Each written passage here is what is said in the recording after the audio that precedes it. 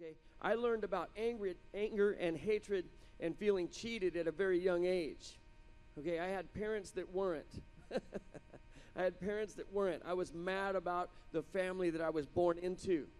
I would go over my friends' houses and I wouldn't want to go home.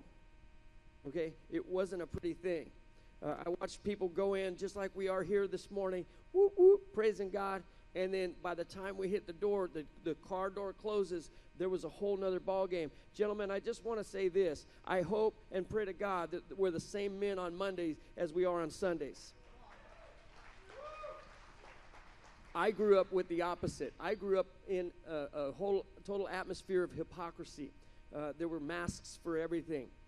This bitterness and resentment, unforgiveness, it manifests itself in broken and dysfunctional ways. Okay? You might not even know you had it coming, but I was going to treat you a particular way, not because you were wrong or because there was anything wrong with you. There was something wrong with me. And so the investment in me was broken, so the investment I was going to make in you was broken. You see? I just transferred that over. And it was your fault anyway. I just needed it to be your fault, you know? So, my first marriage ended in divorce, and the feelings of misery and hatred that I had. We don't make language in the English version that would emphasize that enough. There's not words in our language for the hatred and the bitterness, the resentment, and the unforgiveness that I held in my soul because of that event, see? The problem wasn't that I hated others. The problem was that I hated myself. I hated who I had become, okay? And it spilled over into every other relationship that I have. See, here's what I found out. My ex-wife, she had moved on. She had moved on. She was running her business. She went back to school to be an RN, and she had pushed on. While I stayed stuck, broken, defeated, and enslaved to unforgiveness. This went on for a day or two, 13 years. It's a long time. My prison was the fact that I had grown up in church and I knew that unforgiveness was killing me. See, it's one thing when unforgiveness, you don't really know what it is. It's a whole nother ballgame when you know you're supposed to forgive and you won't do it. Not can't, won't. Okay? That's the prison that was killing me. Every relationship I ever had suffered or was dissolved altogether due to unforgiveness. Okay? Not only would I not let go, I didn't have the courage to live any other way. It became so commonplace for me to hate you, so commonplace for me to be offended by you. It became so common for me to hold a grudge against you that that's just the way that I lived.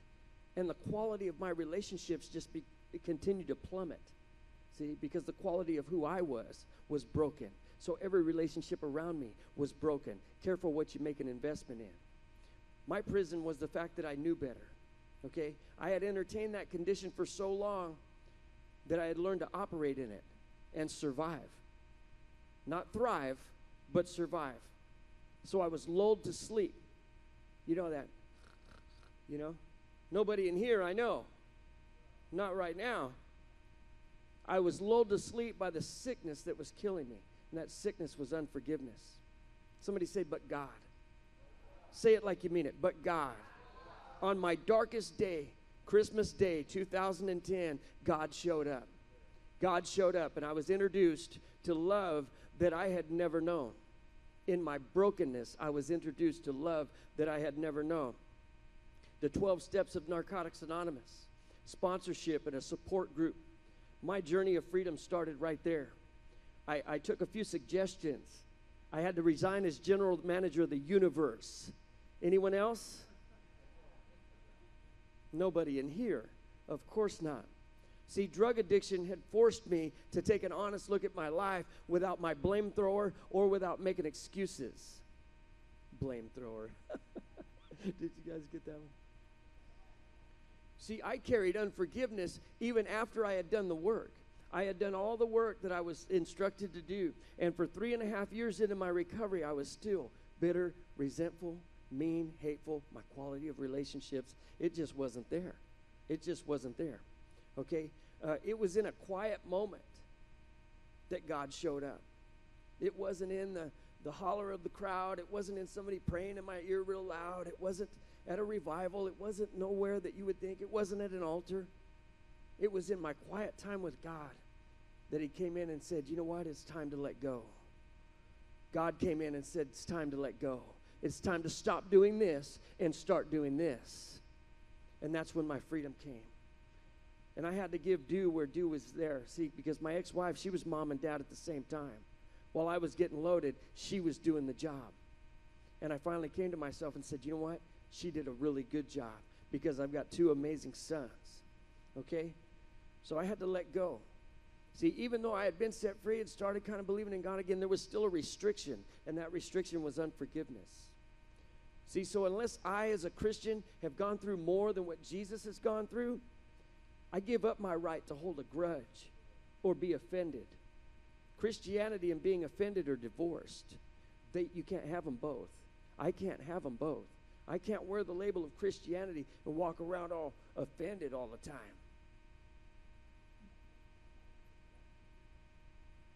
Sometimes we got to remind our face that Jesus actually saved us. You know what I mean? It says, I've heard that it takes less muscles to smile. So a lot of us are actually working out. I'm exercising, man. You know what I mean? So I had to reconstruct much of my belief system, not all of it, but a lot of it. I was afforded the opportunity to truly learn how to live. There's a big difference in sucking air and living. There's a big difference in existing in a state that we're comfortable in that's toxic for us and really living. Today I'm living. I was a dead man walking, and today I'm living in the name of Jesus. Amen? So Jesus Christ, say Jesus Christ. Can we get a Jesus Christ out of you? Oh, man, that's good. You guys are good. Use Narcotics Anonymous to liberate me from my own prison of unforgiveness. The Cancer Treatment Centers of America, you guys ever heard of them? 61% of adults in the Cancer Treatment Centers of America admit to having bitterness, resentment, hatred, guilt, bias, prejudice, or unforgiveness flat out. They have a forgiveness project going on right now as we speak, and as people let go of resentment, bitterness, grudges, hatred, bias, prejudice, and unforgiveness, their cancers are going into remission. Their cancers are going into remission. The devil wants to keep you stuck right where you're at in unforgiveness. He doesn't care how many times you come to church as long as you stay stuck. Doesn't care how much you study the Bible as long as you stay stuck. Doesn't care how many people you lay hands on as long as you stay stuck. Okay? Mark 6, 9 through 15. Most of us, or Matthew, I'm sorry. And then, Matthew. I got a nephew named Matthew. Just throwing that out there. This wasn't him, though. I'm pretty sure. So he's younger than me. So this then is how you should pray. Our Father, who art in heaven, hallowed be thy name. Your kingdom come, your will be done on earth as it is in heaven.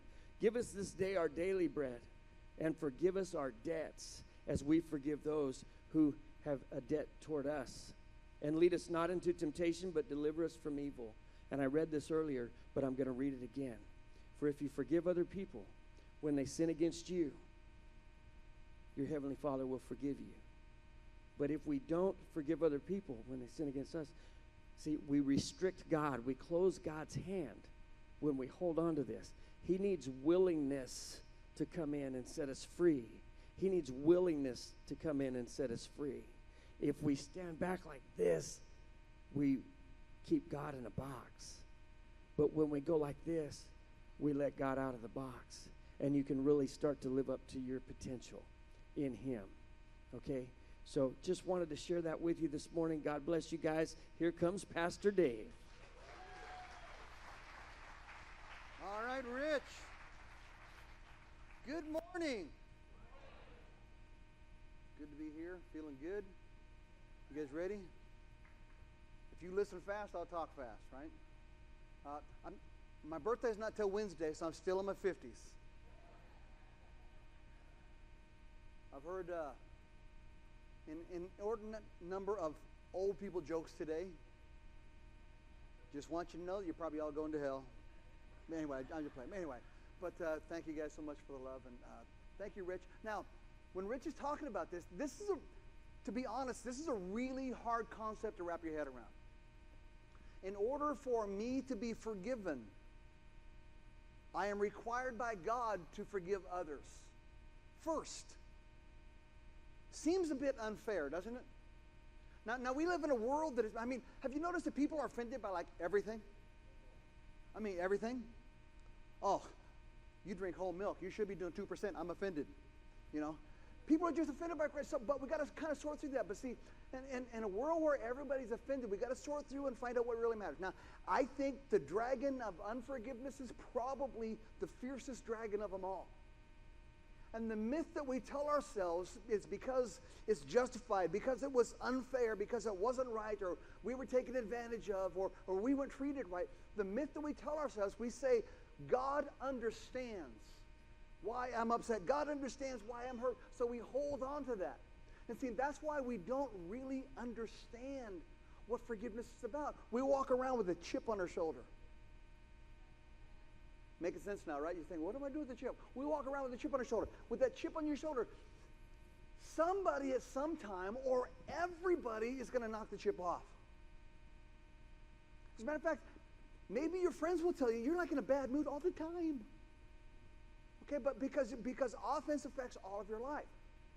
So, with that in mind, I'm going to go to Matthew chapter 18, and I'm just going to share a story with you. Matthew chapter 18, Jesus has this long talk about offense.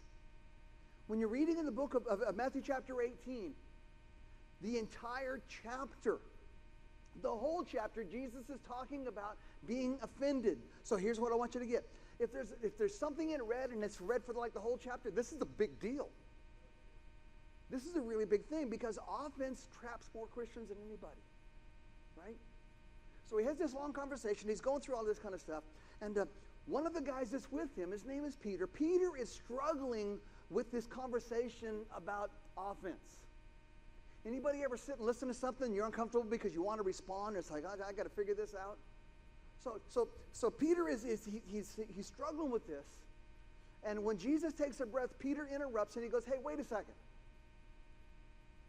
You mean to tell me if somebody does me wrong, I have to forgive them? Right? We say that, but isn't it hard, right? Because the truth is, they don't deserve forgiveness. Come on now, help me out, right? So whatever you get, you got it coming, right? Matter of fact, Peter takes a high road, or what he would consider a high road. He says, how many times do I got to forgive them? Now, when I was growing up, I didn't realize that was a rhetorical question. My dad really wasn't looking for me to answer. But I did answer once, and it didn't go well. He said, how many times do I got to tell you? And I answered and said, well, obviously at least one more. Didn't get to go outside for 3 weeks. But anyway, so Peter says, how many times, when is enough enough? 7 times? That sounds reasonable, but wrap your head around this. I think Peter's example is pretty extreme. That means if somebody lies about me 7 times, I got to forgive them. That means if somebody steals from you 7 times, you got to forgive them.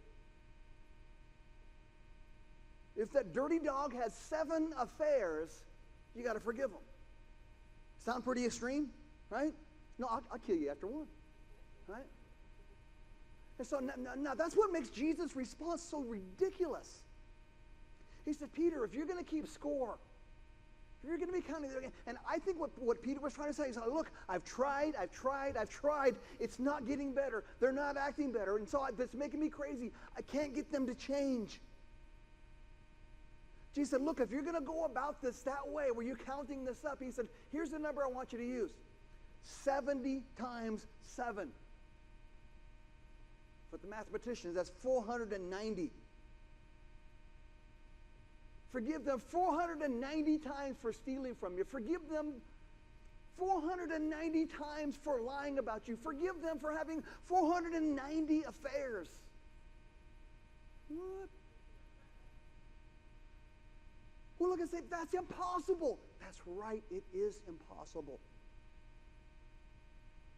Because forgiveness has nothing to do with the offender.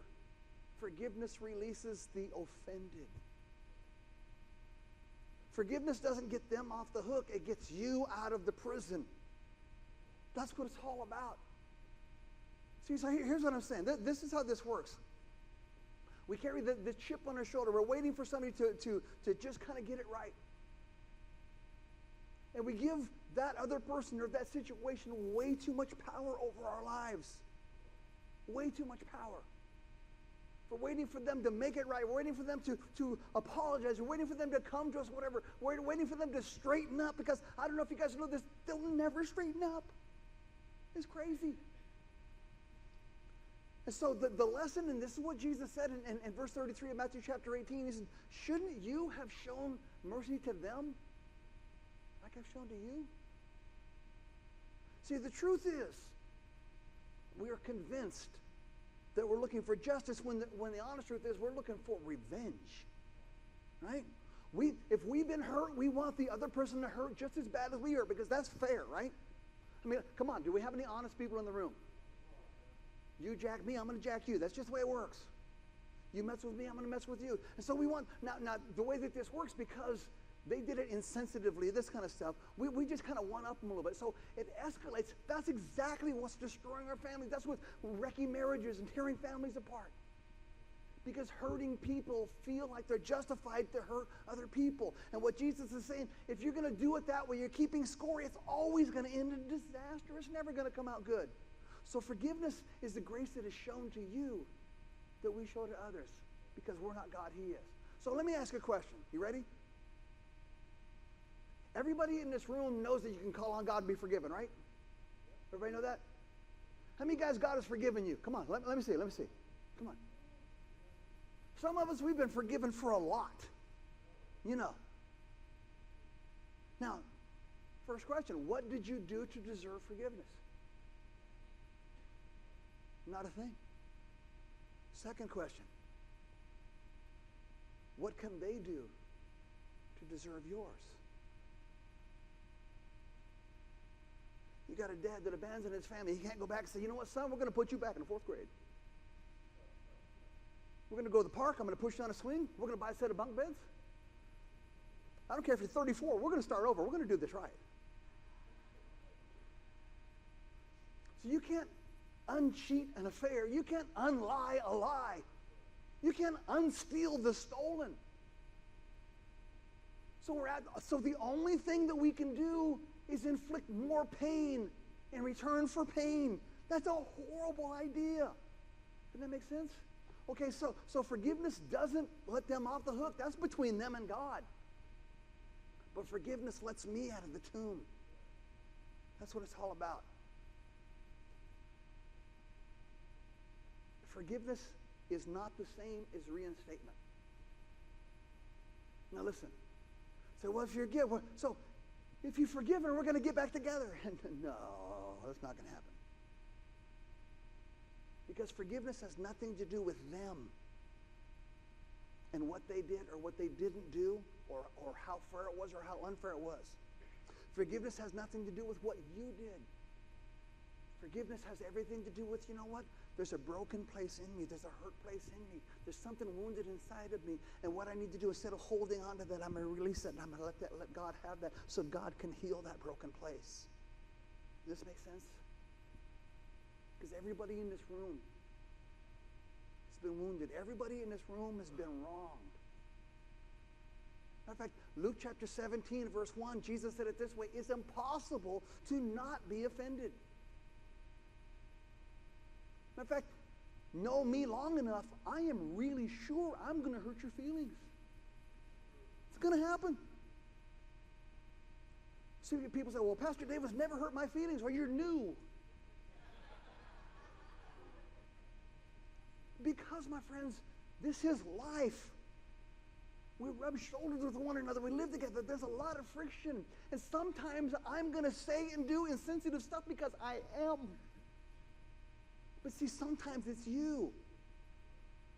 Get this. This happened the other day. I got to tell myself. I'm going down Westwood. And down that road, you can get going a pretty good clip, right?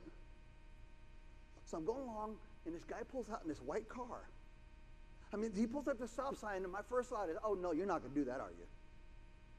He did. He did. Just pulled out, and instead of accelerating, he just cruised. So I hit the brakes, where everything that you have in the back seat goes in the front seat. And so I'm just like you, so I went around him, and I gave him the look. Not the finger, the look. You give him the finger. I just do the look. I just went, and I just and I pulled back into the other lane. I heard the Spirit of God say to my heart, he said, you've done that. You see, grace goes both ways. Because everybody does insensitive stuff. There's things happen. It's just the way it goes. So let me just kind of wind this up with this.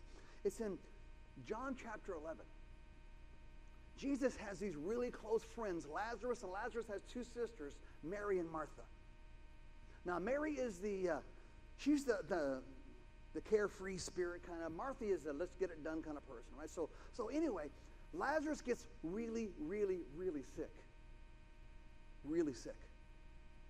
And so the two sisters send word to Jesus because Jesus is the healer, said, hey, your friend who you love, Lazarus, is sick. We need you to come and heal him because that's what you do. By the time Jesus gets there, Lazarus has been dead for 4 days. Dead. If you're sick and you die, you're really sick. You're really sick. He's been dead 4 days. So the sisters are obviously heartbroken. Obviously.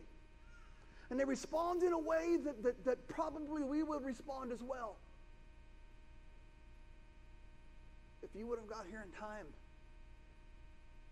my brother wouldn't have died. You're too late. It's too far. There's no hope. And Jesus' response seems so out of place. It doesn't even make sense. He shows up at the tomb of his friend who has been there 4 days after the funeral.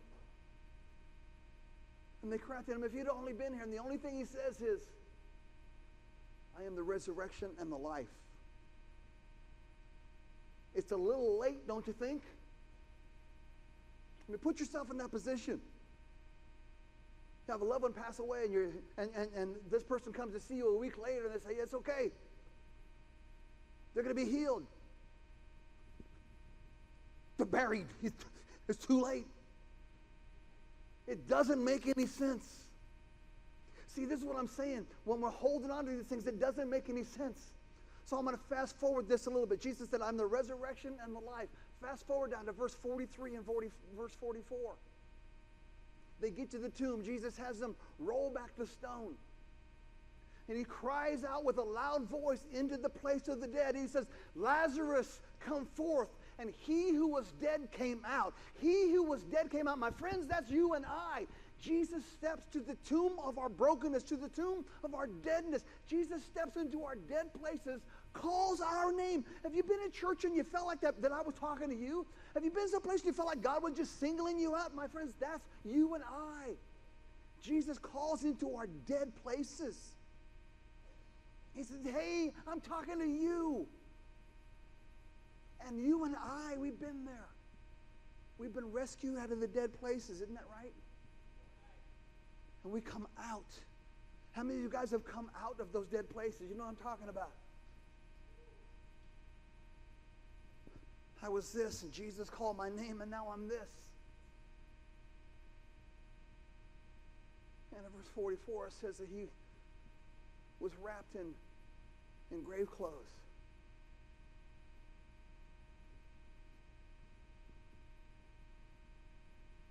And his head was wrapped in grave clothes.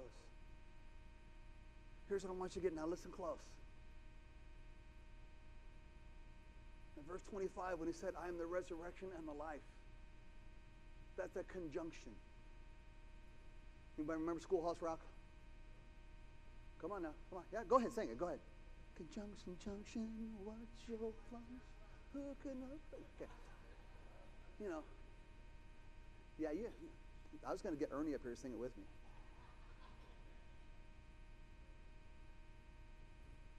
He said, I am the resurrection. But my friends, it's not just a resurrection. I'm not just going to make you live again. I'm not just going to bring you out of the dark places. I'm also going to give you a life. See, my friends, yeah, you've been brought back from the dead. You're doing okay. You're doing just fine. But what happens is we're still wrapped up in the dead man's clothes.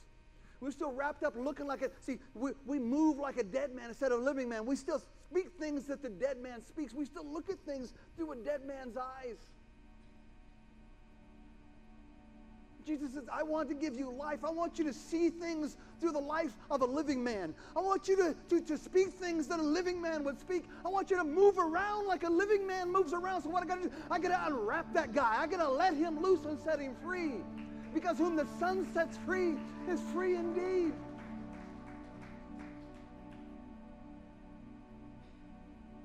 See, the grave clothes represent unforgiveness.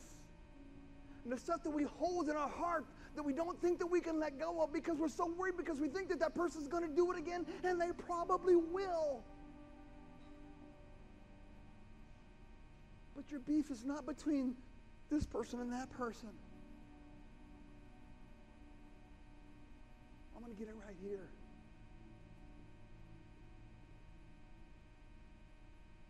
I want my heart clean before God. I don't want to carry that stuff around.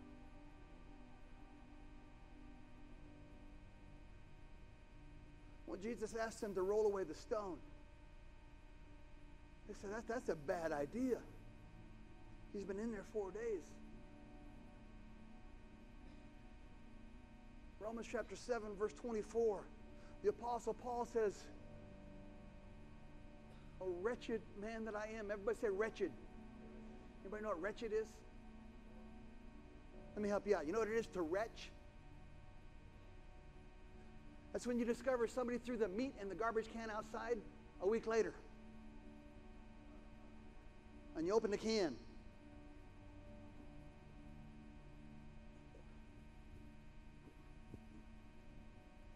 You're retching. You got that? You know, you look at the meat and it's moving.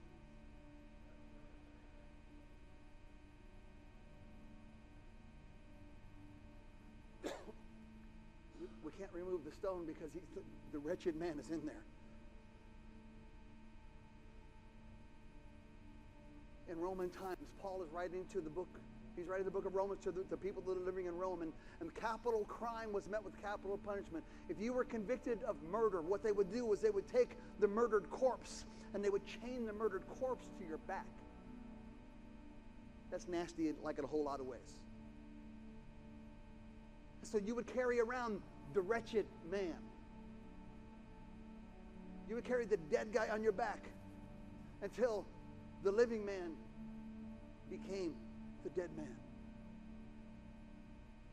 So the Apostle Paul in Romans chapter 7 verse 24 says, "Wretched man that I am, I'm carrying around this dead guy. I'm carrying around this dead weight. I'm carrying around unforgiveness on my back. I'm wrapped up in stuff that I don't know how to let go of. I don't know what to do. Who was going to save me from this body of death? What? Who? It's Jesus Christ. He's going to deliver. And Jesus said, unwrap him and let him go. Take those grave clothes off because I'm commanding him to live."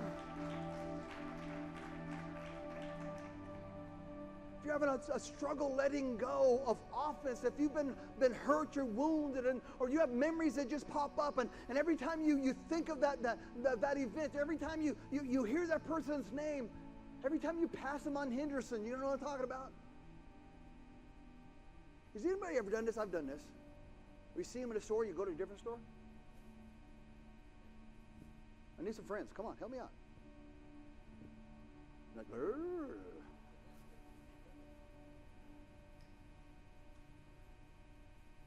It's unforgiveness.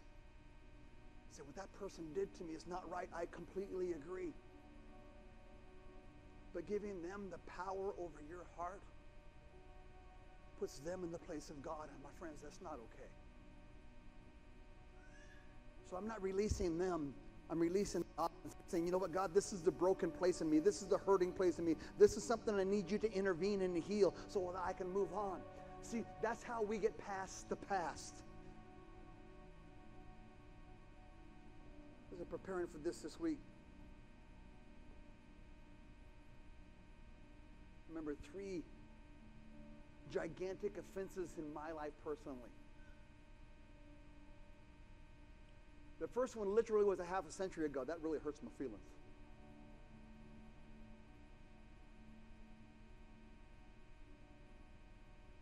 And the last one just a few years ago. But it cut deep. And I wrestle with it, and I wrestle with it. Anybody know what it is to wrestle with something you can't let it go? Every time you think of it, you just... Or somebody mentions your name, and you want to say words that are not okay, you know. Sometimes it comes through divorce. Sometimes you've been cheated. Sometimes somebody has lied about you.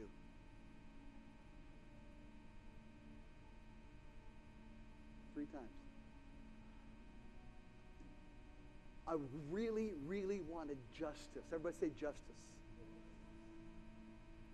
Or at the very minimum, I was thinking apology would be better than nothing, right?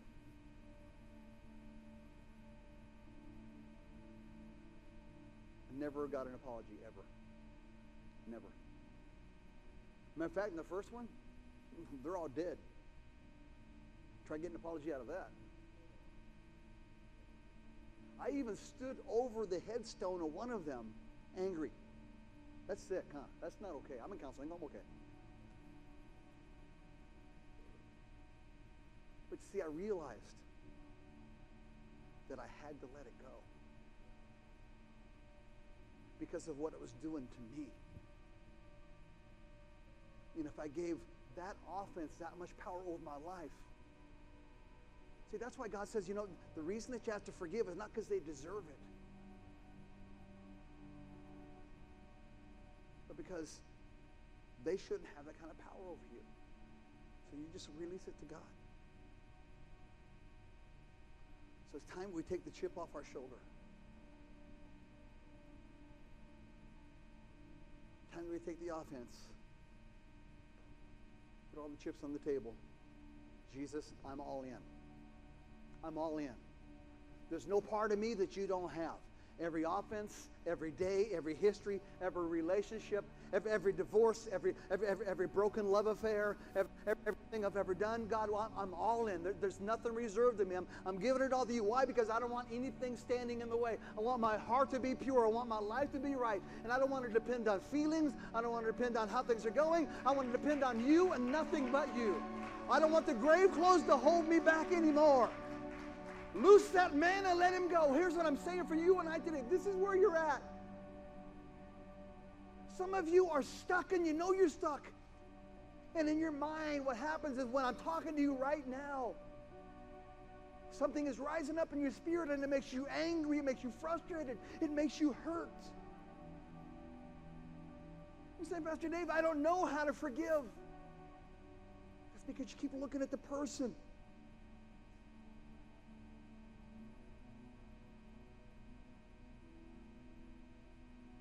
I've discovered I am never going to get an apology, ever.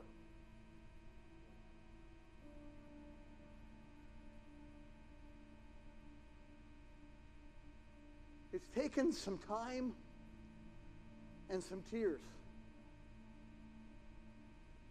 I've wrestled with it. I still remember vividly.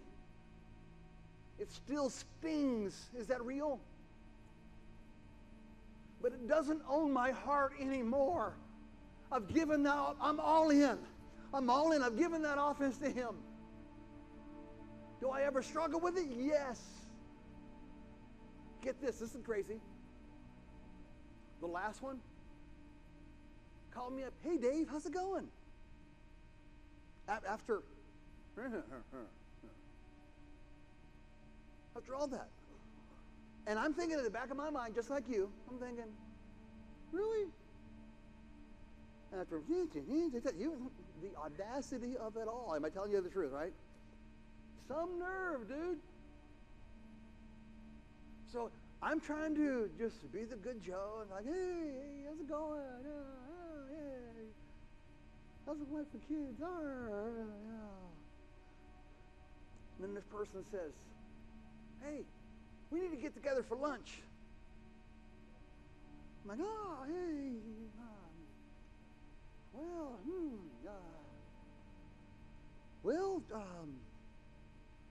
it's been good talking to you, and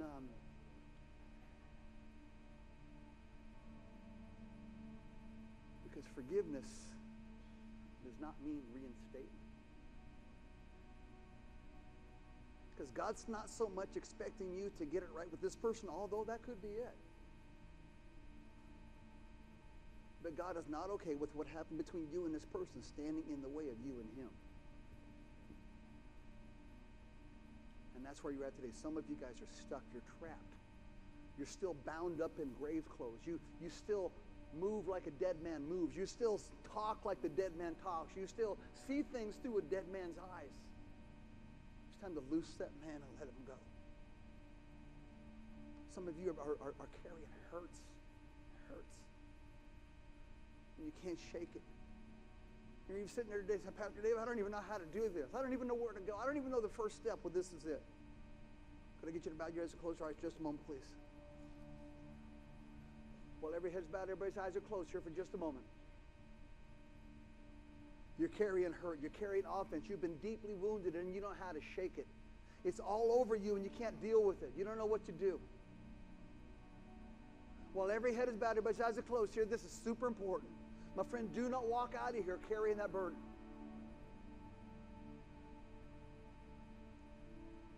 What I'm not saying today, I'm not saying that person has to make it right with you. What I am saying is that person should not have that kind of power over your heart. Don't let that offense own you. So today, let me ask you, if you feel like I'm talking to you, could you just slip your hand up real quick and right back down? Thank you. Thank you. Thank you. Thank you. Hands all over this room. Say, you know what? I'm still not over it. I'm still not over it. If that's you, raise your hand. Come on, let me see it. Come on, let me see. Let me see. I still struggle with it. It still makes me mad. It still hurts my feelings. I still wrestle with it. Come on, if you haven't raised your hand, just real quick. Come on, real fast. Thank you. Thank you. Thank you. Could you stand, please?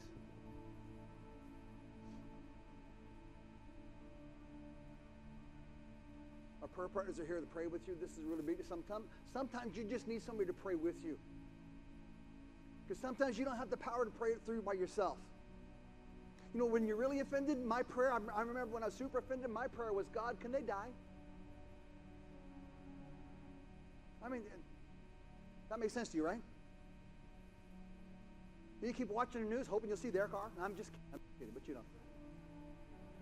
I was hurt, man. I was like, Urgh. So I called a friend of mine and said, hey, I need you to pray with me. Because I'm not getting through on my own. Because their prayer partners are here. My friends, here's what I'm saying.